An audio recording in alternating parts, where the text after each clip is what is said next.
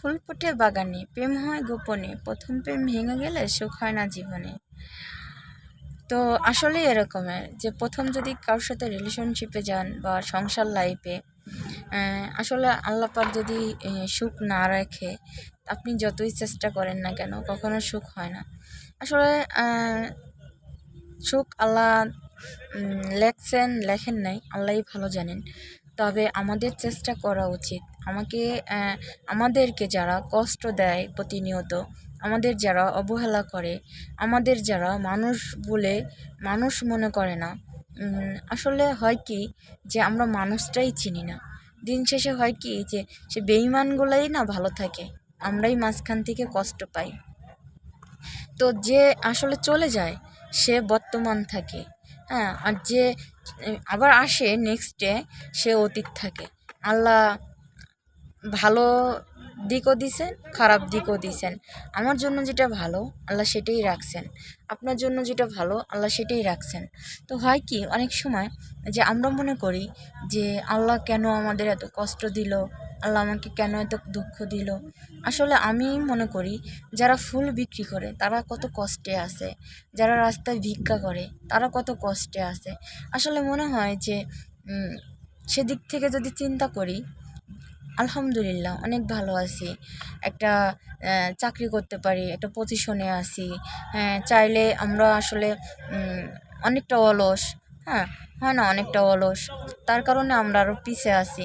আমি ইদানিং অনেক ভিডিওতে দেখি যারা সফল হয়েছে তাদের কোনো না কোনো অতীত আসিল, হ্যাঁ, সে অতীতগুলা ফেলে পিছনে তারা ঘুরে দাঁড়াইছে। তারাও তো মানুষ, আমরাও তো মানুষ, তাহলে আমরা কেন পারবো না?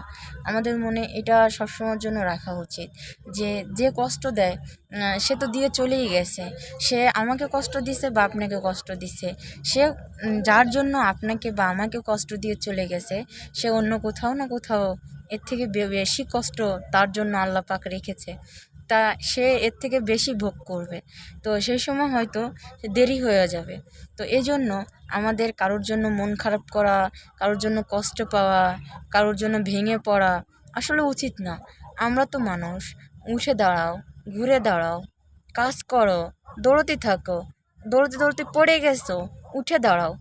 আপনি যদি পড়ে যান বা আমি যদি পড়ে যাই, আমাকে কয়েকজনে দেখবে, কিন্তু উঠে দাঁড়াতে সারা বিশ্বর লোক দেখবে।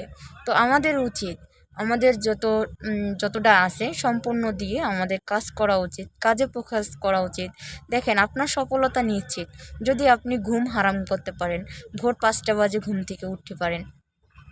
আপনি যদি আসলে ভোর 5টা বাজে উঠবেন, উঠার পরে কি আপনি বসে থাকবেন না? আপনি আসলে যে কর্মতে বের হয়ে গেলেন, আপনি ব্যায়াম করে নিলেন।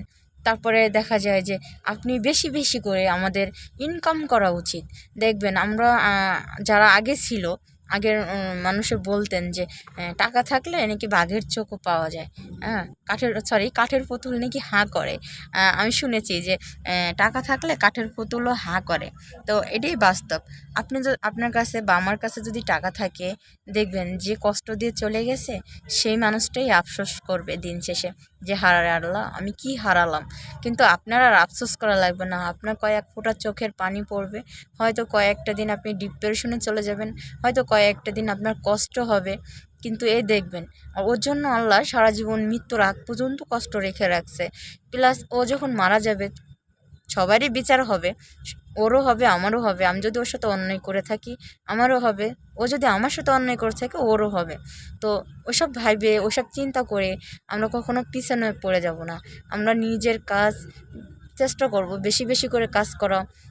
তারপরে আমরা কাজের পাশাপাশি যত আমি একটা জব করি, জবের পাশাপাশি অন্য আরেকটু কিছু করার, তাহলে দেখা যাবে যে দ্রুত কিছু করা সম্ভব। কারণ স্যালারির উপরে যদি নির্ভরশীল হই তাহলে দেখা যাবে যে স্যালারি দিয়ে একটু দ্রুত উঠাটা সম্ভব হয়ে উঠবে না, একটু দেরি হবে। সম্ভব হবে তবে দেরি হবে।